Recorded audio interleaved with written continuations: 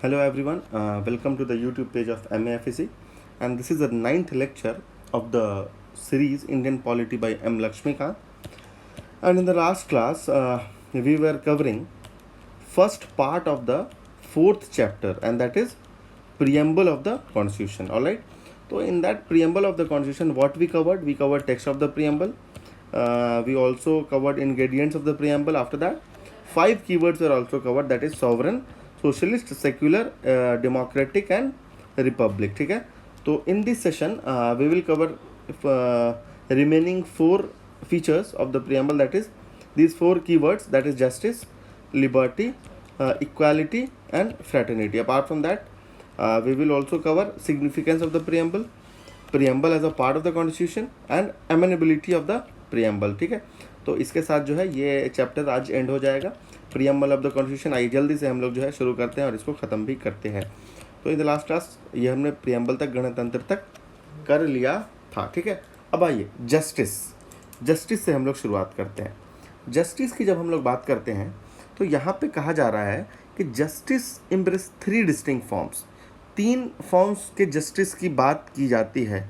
ठीक है. मतलब सिर्फ जस्टिस एक तरह की नहीं होती है ना. तो अब जस्टिस जो होता है वो क्या क्या है. एक कह रहा सोशल जस्टिस भी हो सकता है, एक कह रहा इकोनॉमिक जस्टिस भी हो सकता है, और फिर पॉलिटिकल जस्टिस भी हो सकता है. ये 3 तरह के जस्टिस की यहाँ पे बात की जा रही है. ठीक है. Secured through various provision of fundamental right और DPSP. तो कह रहा है कि ये 3 तरह के जस्टिस जो है ये प्रियम्बल कहता है कि इसको फुलफिल करना चाहिए. बहुत अलग अलग फंडामेंटल राइट डायरेक्टिव प्रिंसिपल में ये कवर्ड है. ठीक है. अभी समझाएंगे कहाँ कहाँ कवर्ड है. देखिए, सबसे पहले कहता है social justice. Social justice denotes the equal treatment of all citizens without any social distinction based on caste, color, race, religion, sex, and so on. It means absence of privilege being extended to any particular section of the society, and improvement in the condition of backward classes, SCs, STs, and OBCs and women. ठीक है. अब क्या कह रहा है social justice का मतलब. Social, देखो आप वर्ड को ब्रेक डाउन करो. सोशल जस्टिस, सोशल मतलब सोसाइटी. ठीक है. तो सोशल से बना है सोशल डिस्टिंक्शन, है ना. तो सोशल जस्टिस का मतलब है कि भाई सोशली हम सब एक हैं. अब हमारे बीच में कोई डिस्टिंक्शन नहीं हो सकता है कास्ट के बेसिस पे, कलर के बेसिस पे, रेस, रिलीजन, सेक्स के बेसिस पे. मतलब सारे सिटीजन्स को जो है ना आपको इक्वल ट्रीटमेंट देना है. ठीक है. विदाउट के कोई किसी धर्म से बिलोंग करता हो या फिर किसी कास्ट से बिलोंग करता हो, कोई काला हो, गोरा हो, समझ रहे हैं ना, चाहे कोई जेंडर हो, तो सब इक्वल है. और कोई एक्स्ट्रा प्रिविलेज भी नहीं देना है. मतलब कह रहा है कि एब्सेंस ऑफ प्रिविलेज रहेगा. मतलब आप किसी को प्रिविलेज नहीं दे सकते हैं. ठीक है. पर्टिकुलर सेक्शन ऑफ सोसाइटी को. ठीक. ये बात कह रहा है. अब बहुत लोगों के अंदर एक बात इरप्ट हो रही होगी कि भाई आप कह रहे हैं कि एब्सेंस ऑफ प्रिविलेज, किसी को भी हम प्रिविलेज नहीं देते हैं, तो ये SCs and STs and OBCs को कहाँ से देते हैं. तो भैया ये एक्सेप्शन है. ये हम आगे पढ़ेंगे कि अफर्मेटिव एक्शन जो है ये किस तरह से गवर्नमेंट फंडामेंटल राइट के अंदर जो है उनके अपलिफ्टमेंट के लिए देती है. ठीक है. अभी फ़िलहाल सोशल जस्टिस जनरल बात की जा रही है. इकोनॉमिक जस्टिस की भी बात की जा रही है. अब ये इकोनॉमिक जस्टिस भाई क्या है. अब इकोनॉमिक जस्टिस कहता है कि इकोनॉमिक फैक्टर्स के बेसिस पे भी कोई डिस्क्रिमिनेशन नहीं करना है आपको, है ना. जैसे कि वेल्थ के बेसिस पे, इनकम के बेसिस पे, प्रॉपर्टी के बेसिस पे. ठीक. अब यही एक स्टेटमेंट कह रहा है कि combination of social justice and economic justice denote what is known as distributive justice. कह रहा है डिस्ट्रीब्यूटिव जस्टिस क्या होता है. डिस्ट्रीब्यूटिव जस्टिस होता है जो कि सोशल जस्टिस और इकोनॉमिक जस्टिस का कॉम्बिनेशन होता है. मतलब सोसाइटी में सब एक, मतलब irrespective of religion, caste, sex, colour, है ना. और उसके साथ साथ इकोनॉमिक जस्टिस भी होना चाहिए कि किसी को भी मतलब आप एक्स्ट्रा प्रिविलेज नहीं है, वेल्थ कोई ज़्यादा, इनकम, प्रॉपर्टी कह रहा कि ये भी बैलेंस्ड होना चाहिए. अब आप बोलोगे सर अमीर और गरीब तो होते ही हैं सोसाइटी में. जी हाँ, बिल्कुल होते हैं. तो उसको बैलेंस करने का तो काम करती है ना स्टेट. तभी तो अपलिफ्टमेंट करती है ना. गरीबों के लिए अलग अलग स्कीम्स निकालती है ना. एम्प्लॉयमेंट जिसको नहीं है उसको अलग एम्प्लॉयमेंट दी जाती है. तो ये सब इकोनॉमिक जस्टिस है. अब बात करते हैं पॉलिटिकल जस्टिस की. कह रहा है कि सारे सिटीजन्स को इक्वल पॉलिटिकल राइट्स मिले, equal access to all political office और इक्वल वॉइस मिले. अब जैसे कि पॉलिटिकल जस्टिस की अगर हम बात कर रहे हैं, अब जैसे कि आप देखो कि चाहे वो देश के प्राइम मिनिस्टर हो, चाहे वो एक गरीब सब्जी वाला हो, ठीक है, वेजिटेबल वेंडर, दोनों आदमी को एक ही वोट का अधिकार मिलता है. इनके वोट का भी उतना ही वैल्यू है जितना अगर एक प्राइम मिनिस्टर साहब भी वोट करेंगे. तो देख रहे हो ना, तो this is political justice, all citizen should have equal political rights. ठीक है, आइए अब ये एक स्टेटमेंट है, ये आपके एग्जामिनेशन के लिए इंपॉर्टेंट है। अब ये कई बार आपसे पूछा जा सकता है कि ये the ideal of justice social economic and political in the preamble has been taken from, और वहाँ पे दे देगा फ्रेंच रिवॉल्यूशन या रशियन रिवॉल्यूशन, यूएसएसआर, ऐसे करके कुछ आपसे पूछ सकता है। ठीक है, तो ये जो जस्टिस है ना, सोशल इकोनॉमिक पॉलिटिकल, ये आपको रशियन रिवॉल्यूशन से लिया गया था, 1917 में हुआ था।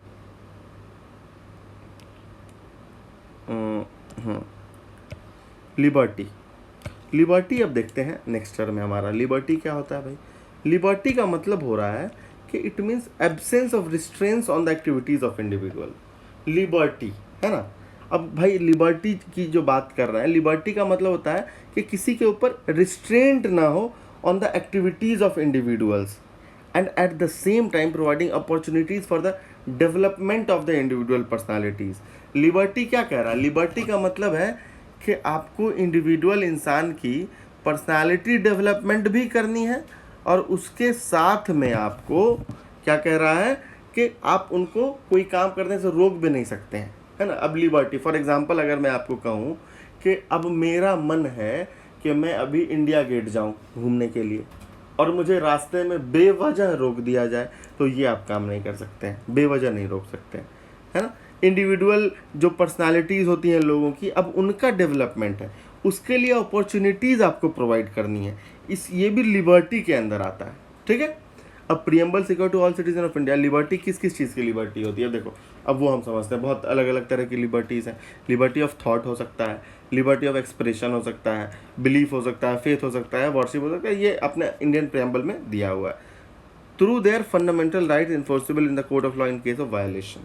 क्या कह रहा है कि अब प्रियम्बल जो कहता है वो तो यही कहता है ना, preamble secure to all citizens liberty of thought, expression, belief, faith and worship. कह रहा है कि लिबर्टी किस चीज़ की आज़ादी? थॉट की, सोच की, खुली से भाई मेरी, हम कुछ भी सोचे, है ना। एक्सप्रेशन, आप कुछ एक्सप्रेस करना चाहते हैं, है ना, तो वो भी आपको इसी के अंदर आता है। आपकी बिलीफ है, आपका फेथ है, आप वर्शिप कर रहे हैं। फॉर एग्जांपल कोई जो है वो भगवान श्री राम में विश्वास करता है, कोई जो है अल्लाह में विश्वास करता है, कोई जो है यीशु मसीह में विश्वास करता है ना, कोई वाहे गुरु में विश्वास करता है, तो ये सबको आज़ादी है। ये तो प्रियम्बल जो है ना, ये लिबर्टी देता है, liberty of thought, expression, faith, belief and worship, है ना। और ये बाद में फंडामेंटल राइट से भी कवर्ड होता है, जो आर्टिकल 25 से लेकर 28 तक में कवर्ड होता है ना, फ्रीडम ऑफ रिलीजन में आ जाता है वो। फिर एक्सप्रेशन जो है, एक्सप्रेशन तो आर्टिकल 19 क्लाउज 1 सब क्लाउज ए में आता होगा, right to freedom of speech and expression, उसी में आता है,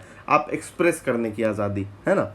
अब कहता है liberty as elevated in the preamble is very essential for the successful functioning of the Indian democratic system. होता है बहुत ज़्यादा इंपॉर्टेंट है लिबर्टी जो है हमारे जो प्रियम्बल में दिया हुआ है, अगर इंडियन डेमोक्रेसी के अगर सक्सेसफुल फंक्शनिंग की बात के लिए, तो ये बहुत ज़रूरी है ना। वरना तो डेमोक्रेसी ही नहीं रह जाएगा अगर आपको खुद को एक्सप्रेस करने की आज़ादी ना हो, आपको अपने थॉट को जो है प्रोसेस को आगे बढ़ाने की आज़ादी ना हो, आपको अपने रिलीजन जो है, चाहे आपका जो फेथ है, आप उसमें मानने की आपको आज़ादी ना हो, तो भैया डेमोक्रेसी कहाँ से रहेगी, है ना। तो डेमोक्रेसी तो नहीं रहा। अब आइए उसके बाद बात करें। हालांकि लिबर्टी का मतलब ये नहीं होता है कि licence to do what one like. लिबर्टी का मतलब ये नहीं कि आप जो चाहोगे वो कर लोगे, हाँ लिमिटेशंस हैं, है ना। अब जैसे कि अब हम एक एग्जांपल आपको देते हैं, ये देखो आप, इसको मैं हटा दूं। अब जैसे कहे कि सर हमको, सर नहीं बड़े भाई या जो भी हैं, चलो ठीक है, freedom of speech and expression, चलो मैं लिखता हूँ, ये है freedom of speech and expression, ठीक है। अभिव्यक्ति की आज़ादी है, बोलने की आज़ादी है, ये आपके फंडामेंटल राइट के अंदर कवर्ड होता है। आर्टिकल 19 क्लाउज 1 में ये दिया हुआ है, ठीक है, सब क्लाउज ए में है वैसे तो अब कहे कि बोलने की आज़ादी मतलब कुछ भी बोल सकते हैं क्या? नहीं, कुछ भी नहीं बोल सकते हैं, लिमिटेशंस भी है। अब लिमिटेशंस किस रूप में है? अलग अलग प्रोविजंस दिए गए। अब जैसे कि एक सेडिशन का प्रोविज़न है जो आप लोग न्यूज़ में देखते होंगे, आर्टिकल 124A जो है आईपीसी का, उसके अंदर सेडिशन कवर्ड किया गया है कि anyone causing hatred against the government, है ना, तो दैट अमाउंट्स टू सेडिशन। तो सेडिशन जो होता है, अब उसी चीज़ को आप रिलेट कीजिए कि वो एक लिमिटेशन है कि नहीं है। हाँ, बोलने की आज़ादी है, आपको अपने आप को एक्सप्रेस करने की आज़ादी है, लेकिन कुछ ऐसा भी मत बोलिए कि सरकार के खिलाफ कुछ नफरत ऐसा हो जिससे कि वायलेंस बढ़ सके, है ना। तो ये काम तो आप नहीं कर सकते हैं। तो ये लिमिटेशंस की बात की जा रही है, ठीक है। आप ये नहीं है कि जो मर्जी आप वो कर लेंगे, ठीक। वही चीज़ है, कह रहा है कि इन ब्रीफ लिबर्टी का मतलब होता है नॉट एब्सोल्यूट बट क्वालिफाइड। कह रहा एब्सोल्यूट नहीं है, मतलब कि पूरी तरीके से आपको लिबर्टी नहीं कि जो चाहो वो करो, क्वालिफाइड है, ठीक है। आप उसको जो है चेक किया जा सकता है कि हाँ भैया आप लिबर्टी के नाम पे कुछ ज़्यादा ही तो आप अपना एक्सप्रेशन नहीं इस्तेमाल कर ले रहे हैं। फॉर एग्जांपल डिफेमेशन भी एक तरह का जो है लिमिटेशन ही है ना, कि आप जो है फ्रीडम ऑफ स्पीच के नाम पे अब आप किसी को डिफेम नहीं कर सकते हैं ना। जैसे अभी रिसेंटली हमने एक एग्जांपल देखा था, कोर्ट का जजमेंट आया जिसमें जो राहुल गांधी एक एमपी हैं वायनाड से, तो उन्होंने जो है कुछ ऐसे वर्ड्स कहे थे एक पर्टिकुलर कम्युनिटी के अगेंस्ट, जिसको माना गया कि ये एक डिफेमेशन है, कोर्ट ने ऐसा कहा था। तो यहाँ पे भी देख लीजिए, अभिव्यक्ति की आज़ादी आप इतना नहीं कर सकते हैं कि वो किसी के डिफेमेशन हो जाए किसी की। अब डिफेमेशन क्या होता है ये सब हम फ्रीडम ऑफ स्पीच में वैसे पढ़ेंगे। डिफेमेशन का मतलब आप जनरली आप ये समझो कि किसी के to harm reputation of someone, ठीक है। Any statement if made by you is defaming और if it is harming reputation of any other person, it amounts to defamation. ये आईपीसी के अंदर क्रिमिनल ऑफेंस भी होता है, सिविल ऑफेंस भी है वैसे ही, सेक्शन 499 और 500 के अंदर आईपीसी में आता है ये, ठीक है। चलिए आइए आगे बढ़ते हैं। Idea of liberty, equality and fraternity in the preamble have been taken from French revolution, ठीक है। तो हमने देखा कि ये जस्टिस जो है हमारा वर्ड, जस्टिस कहाँ से लिया गया था, वो रशियन रिवॉल्यूशन से लिया गया था। लेकिन ये जो ideal of liberty, equality, fraternity है, ये कहाँ से लिया गया, फ्रेंच रिवॉल्यूशन से लिया गया, ठीक है। अब आइए आगे बढ़ते हैं। इक्वालिटी देखते हैं क्या होता है। इक्वालिटी का मतलब था absence of special privilege to any section of the society and the provision of the adequate opportunities for all individual without any discrimination. अब आप एक चीज ये देखो कि डिस्क्रिमिनेशन की बात कर रहे हैं कि भाई सबको इक्वल ट्रीटमेंट देना है, आप किसी को जो है एक्स्ट्रा प्रिविलेज नहीं दे सकते हैं, ठीक है। एब्सेंस ऑफ स्पेशल प्रिविलेज है, किसी को स्पेशल प्रिविलेज जो है वो नहीं दी जा रही है, ठीक है। चलिए आइए आगे बढ़ते हैं। प्रीएम्बल जो है it secure to all citizen of India equality of status and opportunity. अब ये प्रोविजन जो है इम्प्रेस करता है 3 डायमेंशंस ऑफ इक्वालिटी। कौन कौन किन किन किन किन तरह की इक्वालिटी होती है भाई, एक civic equality, political equality and economic equality. आइए ज़रा इसको हम समझते हैं कि हमारा क्या क्या है, ये किस तरह से पॉलिटिकल इक्वालिटी और सिविक इक्वालिटी वगैरह जो हम लोग अचीव कर रहे हैं, ये दिया हुआ है यहाँ पे, ठीक है। अभी आपको समझ में आ जाएगा। अब देखिए कह रहा है कि फॉलोइंग प्रोविजंस जो है हमारे फंडामेंटल राइट्स के अंदर, ये इंश्योर करता है सिविल इक्वालिटी। तो इक्वालिटी हमने देखा 3 प्रकार के, civic equality, political and economic. तो सिविक इक्वालिटी क्या क्या है, जैसे equality before the law. Article 14 आपका इक्वालिटी बिफोर द लॉ की बात करता है ना, कि everyone is equal before the law, मतलब no one is above the law, आप कह सकते हैं सब इक्वल है, आर्टिकल 14 है। आर्टिकल 15 है अगला। आर्टिकल 15 क्या कर रहा है, prohibition of discrimination on ground of religion, sex, caste, sex और प्लेस ऑफ बर्थ, ठीक है। क्या कह रहा है कि आपको डिस्क्रिमिनेशन नहीं करना है किसी के साथ on the basis of religion हो या रेस हो या कास्ट हो या सेक्स हो या प्लेस ऑफ बर्थ के ऊपर। फिर आर्टिकल 16 आ जाता है, ये एम्प्लॉयमेंट की बात कर रहा है, equality of opportunity in matter of public employment, ठीक है। अब आइए उसके बाद हम आगे बढ़ते हैं। फिर है एबॉलिशन ऑफ अनटचेबिलिटी है, ये भी सिविक इक्वालिटी है। अनटचेबिलिटी मतलब किसी के साथ छुआछूत नहीं करना है। एबॉलिशन ऑफ टाइटल्स है, मतलब ये आर्टिकल 18 के अंदर कवर होता है, ये भी सिविक इक्वालिटी है। एबॉलिशन ऑफ टाइटल्स मतलब कि टाइटल को एबॉलिश कर दिया गया। पहले जो टाइटल्स वगैरह मिला करता था, महाराजाधिराज या राजा, है ना, तो इस तरह का जो टाइटल दिया जाता था, या फिर एक और टाइटल जो है वो लोग ब्रिटिश अक्सर दिया करते थे, सर, एक सर टाइटल दिया करते थे ये, ठीक है। तो ये सब टाइटल्स वगैरह को खत्म कर दिया गया, बोला नहीं भाई ये सब नहीं चलेगा, इक्वालिटी है, सब एक हैं, आप स्पेशल टाइटल मत दीजिए, आप अनटचेबिलिटी मत कीजिए किसी के साथ, है ना। तो ये सब सिविक इक्वालिटी है। अब कह रहा है कि देयर आर 2 प्रोविजन कॉन्स्टिट्यूशन में जो कि पॉलिटिकल इक्वालिटी अचीव करना चाहते हैं। अब इसमें देखते हैं, समझते हैं। पहला क्या है, कह रहा है no person is to be declared ineligible for inclusion in electoral roll on ground of religion, race, caste और सेक्स। ठीक है, पॉलिटिकल इक्वालिटी की जो बात की जा रही है, अगर आप किसी भी इंसान को आप उसको इनएलिजिबल नहीं बोल सकते हैं, आप उनको ये नहीं कह सकते हैं कि भैया इलेक्टोरल रोल जो है, जो इलेक्शन में इलेक्टोरल रोल बनाया जाता है, जो लोग वोट वगैरह करते हैं, ठीक है ना, तो उसमें जो है आप उनके साथ डिस्क्रिमिनेशन नहीं कर सकते हैं कि भैया ये इस पर्टिकुलर रिलीजन का है तो इलेक्टोरल रोल में हम उसका नाम नहीं लिखेंगे, या इस पर्टिकुलर कास्ट का है तो उसमें नाम नहीं लिखेंगे, है ना। देखते हैं irrespective of caste, religion, sex, gender, सब आप देखते होंगे कि सबका नाम होता है इलेक्शन में, सबका वोट का सिंगल काउंटिंग होता है। तो ये पॉलिटिकल इक्वालिटी है ना। और दूसरा क्या कहता है पॉलिटिकल इक्वालिटी वाला, कहता है कि जो इलेक्शन होता है लोकसभा में और स्टेट असेंबलीज में, वो एडल्ट सफरेज के बेसिस पे होगा। मतलब कि सबको इक्वल राइट, 18 साल से ऊपर है, आर्टिकल 326 कह रहा है, तो भाई सबको वोट का समान अधिकार दिया जा रहा है। ठीक है, आइए आगे बढ़ते हैं। अब कहता है डायरेक्टिव प्रिंसिपल जो है आपका आर्टिकल 39 ये कह रहा है, ये आपको कहता है article 39, it secure to man and women equal rights to an adequate means of livelihood and equal pay for equal work. ये देखो, ये आपका एक तरह से इकोनॉमिक इक्वालिटी की बात कर रहा है ये आर्टिकल 39, है ना। कह रहा है कि सबको इक्वल राइट मिलना चाहिए, है ना, to an adequate means of livelihood मिलना चाहिए और equal pay for equal work, equal pay होना चाहिए इक्वल काम के लिए, है ना, और लाइवलीहुड रोज़मर्रा की ज़िंदगी के लिए, जीने के लिए जो है आपको एडिक्वेट मीन्स जो है वो भी प्रोवाइड होना चाहिए। ठीक है ना, चलिए ठीक है। अब आइए हम आगे बढ़ते हैं। 9th नंबर का ज़रा हम चेक कर लेते हैं, ये क्या है, फ्रैटर्निटी।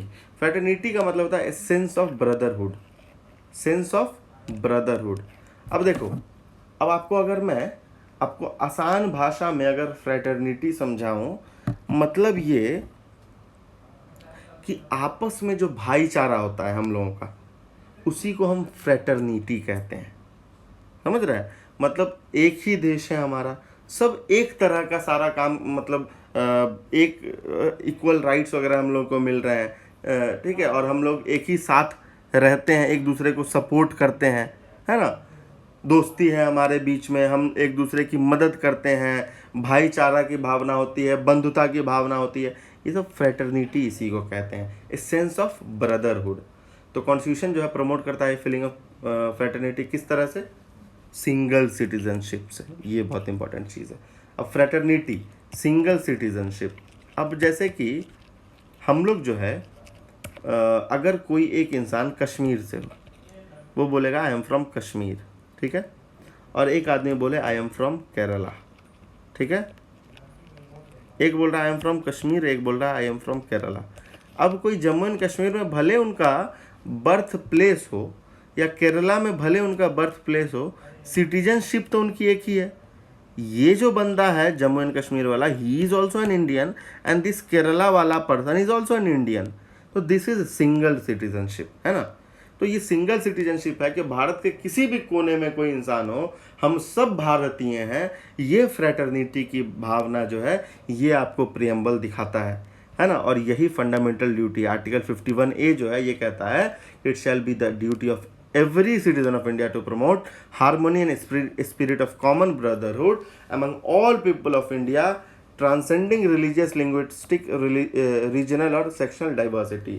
कह रहा है आर्टिकल 51A फंडामेंटल ड्यूटी है, कह रहा है लोगों की जो ड्यूटी है कि जो हर सिटीजन है इस देश का, वो हारमोनी उसको प्रमोट करना चाहिए, ब्रदरहुड, कॉमन ब्रदरहुड का स्पिरिट प्रमोट करना चाहिए सारे लोगों में। अब चाहे वो किसी भी अलग अलग डाइवर्स कल्चर से आता हो, चाहे वो अलग रिलीजन से हो, अलग लैंग्वेज बोलता हो, अलग रीजन में रहता हो, ठीक है।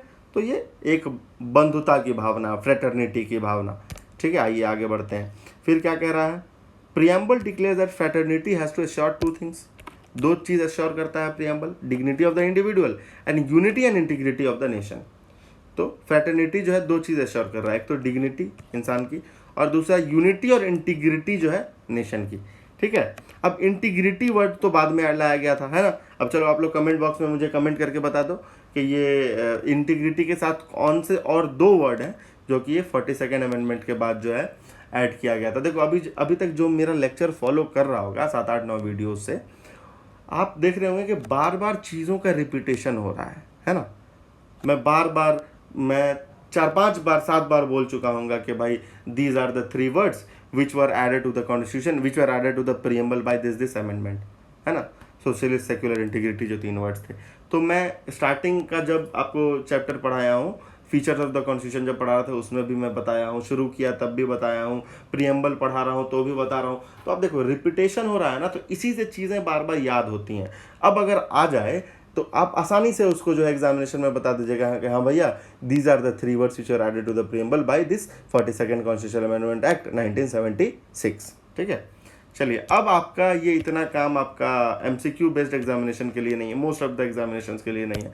हाँ, ये मेंस वगैरह स्टेट पीसीएस या यूपीएससी के मेंस के एग्जामिनेशन में आप इन सबको यूज़ कर सकते हैं। जैसे प्रीएम्बल का आपसे क्वेश्चन आ जाएगा, है ना, प्रीएम्बल के बारे में कोई एक क्वेश्चन आपको दे दिया गया, ठीक है, तो उसमें जो है आप इंट्रोडक्शन वगैरह में या फिर आर्ग्यूमेंट अगर आप पुट फॉरवर्ड कर रहे हैं कंक्लूजन में, इन लोगों का स्टेटमेंट डाल सकते हैं। जैसे के.एम. मुंशी ने क्या कहा था, है ना, कहा कि phrase dignity of the individual signifies that the constitution not only ensure material betterment and maintain a democratic setup, but that is also recognizes that the personality of every individual is sacred.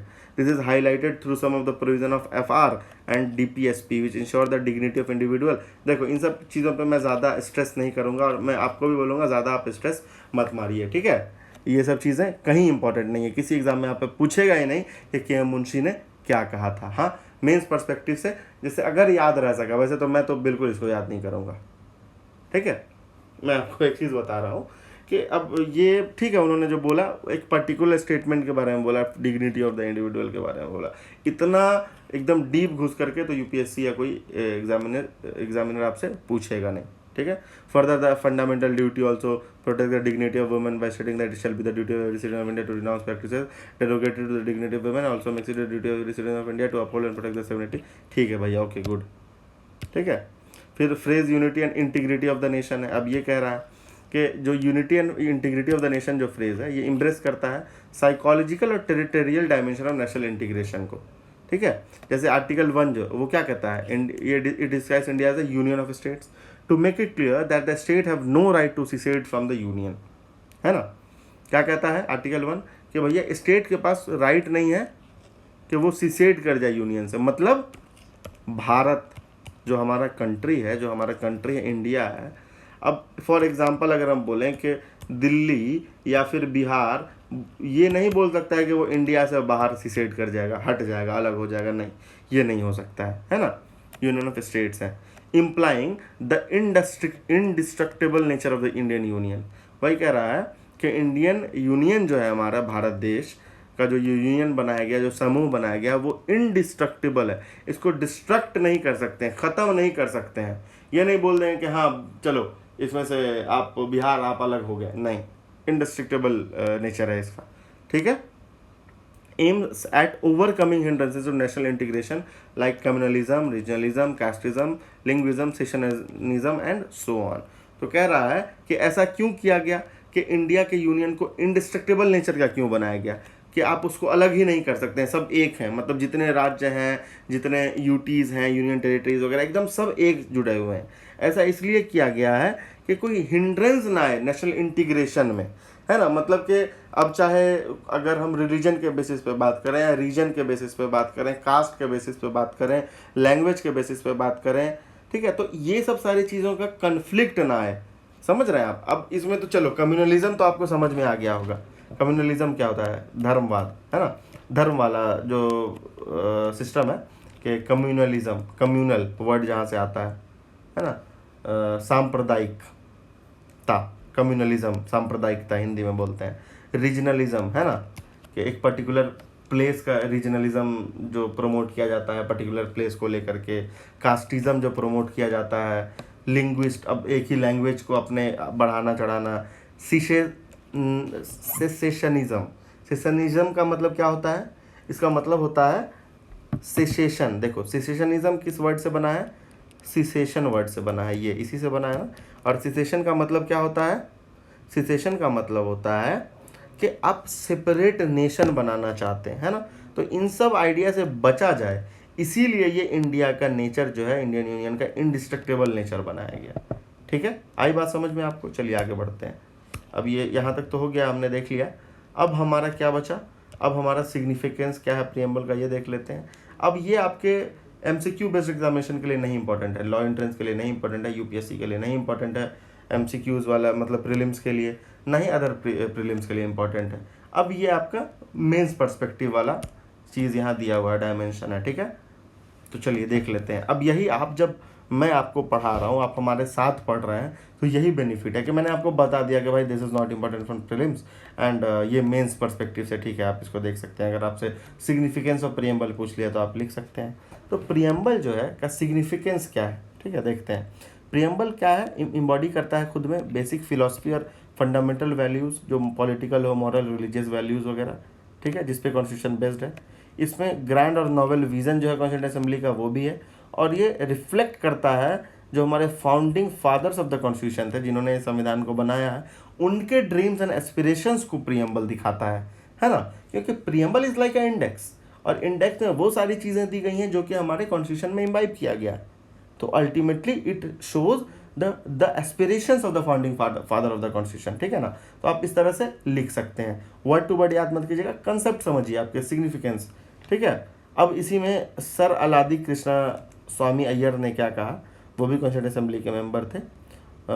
उन्होंने कहा कि the preamble to our constitution expresses what we had thought और dreamed so long. जो हमारा preamble है संविधान का, वो एक्सप्रेस करता है उस सोच को और उस ड्रीम को, उस सपने को जो हमने बहुत सालों पहले देखा था, ठीक है, सोचा था। अब KM मुंशी क्या कहते हैं, ये भी मेंबर थे। प्रियम्बल को horoscope of our sovereign democratic republic. अब देखो ये सब चीज़ें आपको कहाँ यूज़ आएंगी, वही बता रहा हूँ। जब आएगा आपसे प्रियम्बल के बारे में लिखने के लिए, है ना, प्रियम्बल ऐसे करके एक स्टेटमेंट दे देगा कि preamble reflects the aspirations of the founding father of Indian constitution, describe, ठीक है। तो अब आप उसमें इंट्रोडक्शन ऐसे शुरू कर सकते हो कि KM Munshi, member of drafting committee of constituent assembly, described preamble as the horoscope of our sovereign democratic republic. तो ये इंट्रोडक्शन पार्ट में आप यूज़ कर सकते हो, इस तरह से सब स्टेटमेंट यूज़ कीजिएगा। बाकी प्रीलिम्स के लिए नॉट इम्पॉर्टेंट। पंडित ठाकुर दास भार्गव ने भी कुछ कहा है, वो भी मेंबर थे। उन्होंने कहा कि preamble is the most precious part of the constitution, ये सोल है कॉन्स्टिट्यूशन का। तो आप लिख सकते हैं कि Pandit Thakur Das Bhargava described preamble as a soul of the constitution, it is a key to the constitution, is a jewel set in the constitution, it is a proper yardstick with which can measure the worth of the constitution. एक ऐसा yard stick है जिससे आप constitution का worth जो है major कर सकते हैं। तो ये सब चीज़ें रटिएगा मत, डोंट डू दिस। बस एक बार देख लीजिए एक आध दो काम का। अब जैसे मैं आपको बताऊं कि अगर मुझे प्रियम्बल पे लिखने के लिए याद आएगा तो मुझे या तो KM मुंशी जी का याद रहेगा, ठीक है, स्टेटमेंट के ही described preamble as the horoscope our sovereign democratic republic. और मैं और क्या याद किया हूँ, एक मैंने स्टेटमेंट याद किया हुआ है NA पालखी वाला का, ठीक है। NA पालखी वाला ने क्या कहा था कि preamble is an identity card of the constitution. तो नानी पालकी वाला कौन थे? वो तो भाई इमिनेंट एक लीगल ल्यूमिनरी थे, रहे हैं, बड़े एडवोकेट रहे हैं। I am also a lawyer, तो मैं जानता हूँ, ठीक है। तो NA पालकी वाला का वो स्टेटमेंट था। तो अब वो स्टेटमेंट को आप एक याद कर लीजिए। आएगा प्रियम्बल के बारे में सीधा इंट्रोडक्शन, सीधा ऐसे ही इंट्रोड्यूस करना है कि Nani Palkhivala an eminent legal luminary described preamble as the identity card of the Indian constitution. हो गया आपका इंट्रोडक्शन। फिर प्रियम्बल के बारे में आप लिख दीजिए आगे। पंडित ठाकुर दास भार्गव उसी तरह से ये इस्तेमाल कर दीजिएगा। अब आइए अर्नेस्ट बार्कर है। अर्नेस्ट बार्कर भैया ये उन्होंने क्या बोला, एक इंग्लिश पॉलिटिकल साइंटिस्ट थे। वो कहते हैं he describe the preamble as the keynote to the constitution. He was so moved by the text of the preamble that he quoted it at the opening of his popular book principle of social and political theory. सब बेकार की बातें हैं, जरूरी नहीं है लिखना, आपको जानना, ठीक है। M हिदायतुल्लाह फॉर्मर CGI हैं, इंडिया के चीफ जस्टिस। बहुत यूनिक सी बात है, ये सब आता है आपके स्टेट PCS टाइप एग्जामिनेशन में कि who was the only person who held all the 3 prominent offices of India and such as chief justice of India, president of India, vice president of India. तो M Hidayatullah is the correct answer. ये M Hidayatullah जो है तीनों post पे रहे थे, chief justice of India भी रहे हैं, वाइस प्रेसिडेंट ऑफ इंडिया भी रहे हैं, प्रेसिडेंट ऑफ इंडिया भी रहे हैं, ठीक है। उन्होंने क्या कहा, preamble is the declaration of independence of USA but it is more than a declaration, it is the soul of our constitution which lays down the pattern of our political society, it contains a solemn resolve which nothing but ठीक है भैया, जो कहा बहुत अच्छी बात है, very good very good, कोई काम का नहीं है आपके लिए, ठीक है, एग्जामिनेशन के लिए मेरे हिसाब से। आइए आगे बढ़ते हैं। Preamble as a part of the constitution, अब पार्ट है कि नहीं है कॉन्स्टिट्यूशन का, ये कंट्रोवर्सी है, ये ज़रा इस पर बात करते हैं। तो सबसे पहले बेरूबारी का केस होता है 1960 में। सुप्रीम कोर्ट ने कहा कि प्रियम्बल जो है ना, it is a key to the mind of the maker of the constitution, एक चाबी है to the mind of the maker of the constitution, ठीक है। कह रहा है further where the term used in any article are ambiguous और capable of more than one meaning, some assistance interpretation may be taken from the objective inside in the preamble, despite this recognition of the significance of the preamble, supreme court specially open the preamble is not a part of. अब देखो, इतने में आपको बस क्या याद रखना है, बस इतना याद रखना है, in the Berubari union case 1960 supreme court said that preamble is not a part of the constitution, दो it said that के preamble is a key to the mind of the maker of the constitution, that's it, कि preamble नहीं है part constitution का, यही तो main बात बोला गया बेरूबारी में, है ना। सिर्फ एक की है to the minds of the maker of the constitution, लेकिन पार्ट नहीं है कॉन्स्टिट्यूशन का, ठीक है। तो बेरूबारी में ये कहा गया। फिर केशवानंदा भारती का केस होता है 1973 में। इसमें सुप्रीम कोर्ट ने क्या कहा कि प्रियम्बल बहुत ज़्यादा इंपॉर्टेंस है प्रियम्बल का, और constitution should be read and interpreted in the light of the grand and noble vision express in the preamble. Kesavananda में क्या कहा, बोला कि भैया प्रियम्बल जो है ये पार्ट है कॉन्स्टिट्यूशन का, preamble is a part of the constitution, और प्रियम्बल बहुत ज़्यादा इंपॉर्टेंट है, इतना इंपॉर्टेंट कि कॉन्स्टिट्यूशन को अगर पढ़ना है, इंटरप्रेट करना है, तो उनको प्रियम्बल को अपने ध्यान में रखते हुए इंटरप्रिटेशन करना चाहिए, ठीक है। ये हो गया। अब LIC का केस हुआ, LIC of India union case, LIC of India case, इसमें सुप्रीम कोर्ट ने बोला कि preamble is an integral part of the constitution. तो ये 3 केस है। बेरूबारी में not a part of the constitution, Kesavananda में yes part of the constitution and constitution should be read and interpreted with the grand and noble vision expressed in the preamble, और LIC case में बोला it is an integral part of the constitution. 3 case हो गया आपका, mains का format तैयार हो गया, है ना। चलिए आइए आगे बढ़ते हैं। Like any other part of the constitution, preamble जो है was enacted by constituent assembly, ठीक है, but after the rest of the constitution already enacted. कह रहा है कि प्रियम्बल कब लाया गया, तो जब सारे संविधान के प्रोविजंस आ गए थे ना, उसके बाद इसको लाया गया, ठीक है। अब reason for inserting preamble at the end, क्यों लाया गया भाई सबसे आखिर में, क्योंकि इसीलिए लाया गया कि देख लिया गया कि भैया जो भी चीज़ें संविधान में मेंशन किया गया है कॉन्स्टिट्यूएंट असेंबली के द्वारा, क्या वो सारी चीज़ें जो हैं उसको प्रियम्बल का एक इसेंस बना दिया गया कि हाँ ये सब सारी चीज़ें आप पता लगा सकते हैं, समझ गया ना। तो इस तरीके से आपको प्रियम्बल को बनाया गया और इसीलिए उसको आखिर में ऐड किया गया। Forwarding the preamble for vote, president of Indian constituent assembly ने कहा कि क्वेश्चन ये है कि preamble stand part of the constitution, ठीक है भैया। Motion was then adopted and current opinion held by supreme court that preamble is a part of the constitution is in consonance with the opinion of the founding father. देखो इसमें से बस आपको इतना ही याद रखना था, देखो दिमाग नहीं लगाना होता है हमको, एक एक चीज़ एक एक वर्ड नहीं जानना होता है। प्रियम्बल पार्ट है कि नहीं है, इसका अगर आपको ऑप्शन आएगा, अगर एग्जाम में लिखना है सीधा, पहले अगर आपको केस पूछा जा रहा है कि क्या रहा है, ठीक है, किस तरीके से कॉन्स्टिट्यूशन बनने से लेके अब तक प्रियम्बल का स्टैंड, तो लिख दीजिएगा। बेरूबारी में बोला नहीं है पार्ट, केशवानंदा में बोला पार्ट है, ऐसा LIC ऑफ इंडिया में बोला इंटीग्रल पार्ट है, और प्रेजेंटली यही है अभी भी कि भैया इट इज़ पार्ट, ठीक है।